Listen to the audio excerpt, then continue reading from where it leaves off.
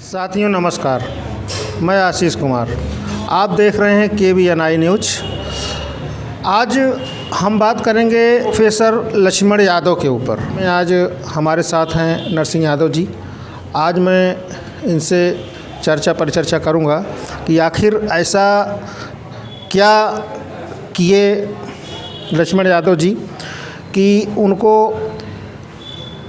University से professor पद से उनको हटा दिया गया है।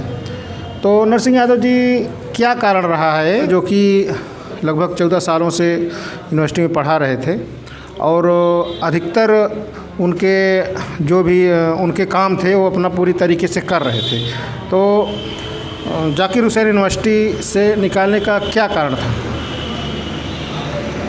देखिए, प्रोफेसर लक्ष्मण यादव जी जो हैं वो बहुत विद्वान आदमी हैं, पढ़े लिखे हैं, टॉपर हैं, विषय पे उनकी पकड़ बहुत अच्छी है और 14 साल से वो JNU में एज ए प्रोफेसर वो पढ़ा रहे हैं।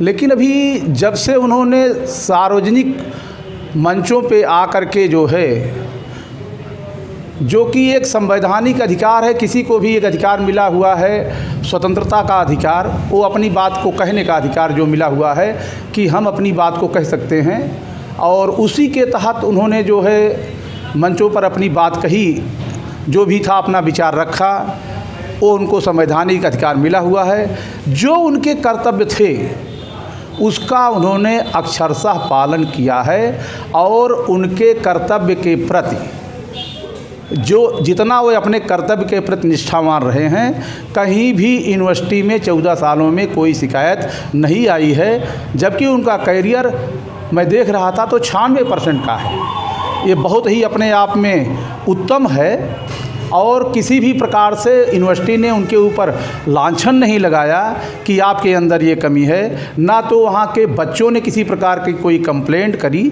उसके बाद भी ये सरकार की विकृत मानसिकता का परिणाम है कि उसने जो है लक्ष्मण यादव के जो विचार थे वो उसको सूट नहीं करते हैं जो इस समय की सरकार सत्ता में बैठी हुई है। चूँकि उसको सूट नहीं करते हैं, इसलिए उसने जो है लक्ष्मण यादव को रास्ते से हटाने का काम किया, उनको उनके पद से हटाने का काम किया, उनको नौकरी से बर्खास्त करने का काम किया। आपको क्या ये नहीं लगता है कि लक्ष्मण यादव को निकाले जाने के पीछे कहीं ना कहीं राजनीतिक कारण भी हैं? 100% राजनीतिक कारण ही है, क्योंकि वो बहुजन समाज को जगाने का काम कर रहे थे, उनके अधिकारों को बताने का काम कर रहे थे, जिससे आम जनमानस में बीजेपी की जो सामंतवादी घृणित मानसिकता है, पाखंडवादी मानसिकता है, उससे दूर हटने का काम करवा रहे थे लोगों से, और लोग जागृत हो रहे थे। इसलिए जो है बीजेपी चूँकि पाखंडवाद को बढ़ावा देती है, झूठ को बढ़ावा देती है, और ये चाहती है कि लोग अशिक्षित और पाखंडवादी बने रहें, इसी में उसका लाभ होता है। तो इसके विरोध में जो भी काम करेगा, निश्चित रूप से उसका हश्र डॉक्टर लक्ष्मण यादव जैसा ही होगा, रोहित वेमुला जैसे ही जैसे जो परिणाम उसके सामने हुआ था, वही चीज़ ठीक जो है लक्ष्मण यादव के साथ की गई है। क्योंकि ये मानसिकता जो बीजेपी की है वो देश हित में ना होकर के केवल अपने हित में, अपने वर्ग के हित में, विशेष रूप से ब्राह्मणवादी मनुवादी व्यवस्था के हित में काम करते हैं। इनको आम जनमानस से, देश से कोई लेना देना नहीं है। देश हित की बातें जो करते हैं वो झूठी होती हैं, देश प्रेम की बातें जो ये करते हैं झूठी होती हैं, देशभक्ति की बात जो होती है इनकी झूठी होती है।